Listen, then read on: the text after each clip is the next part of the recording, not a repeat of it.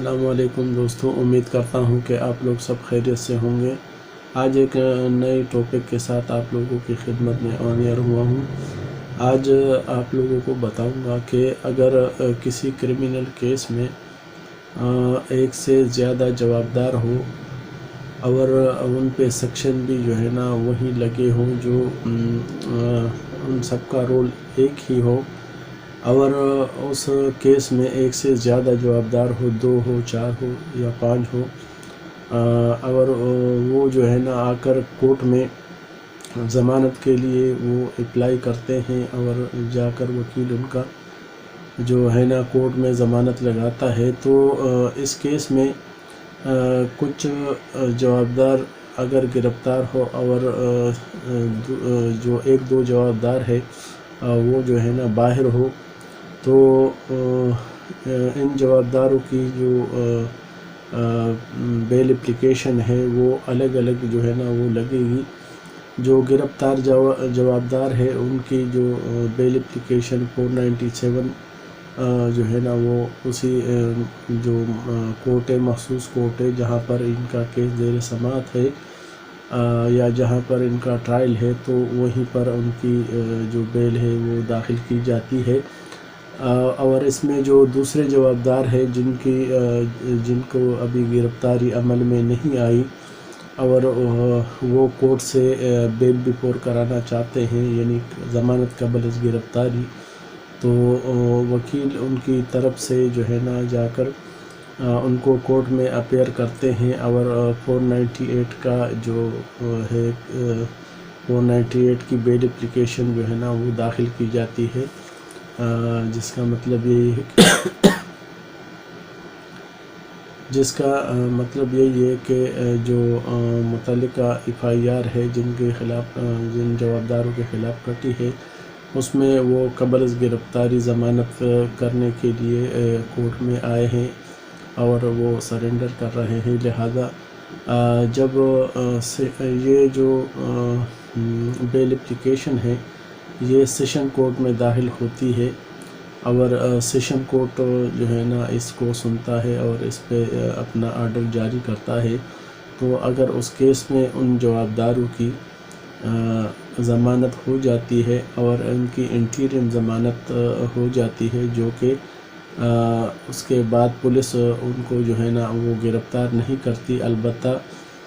ان جوابداروں کو تنبیہ کی جاتی ہے کہ آپ جا کر انویسٹیگیشن جوائن کریں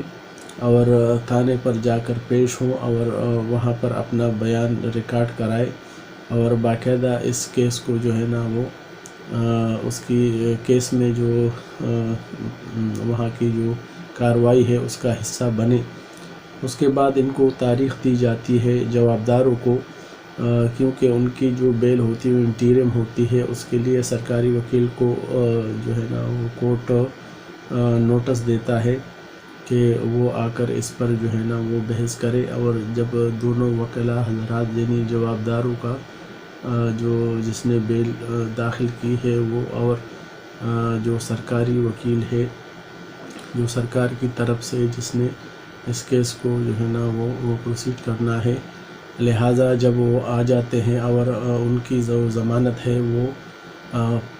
جو ہے نا وہ کنفرم ہو جاتی ہے، پکی ضمانت جس کو بولتے ہیں،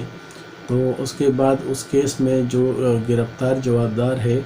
ان کو بھی جو ہے نا رول آف کنسسٹنسی کے تحت ان کو بھی ضمانت کا حق حاصل ہوتا ہے، اور وہ بھی جو ہے نا اس کیس میں جس میں انٹریم بیل جن کی منظور ہوئے ہیں جن جوابداروں کی، تو جو دوسرے جوابدار جو جیل میں ہے اور زیر حراست ہے، لہٰذا وہ بھی اس کیس کا اس بیل کا فائدہ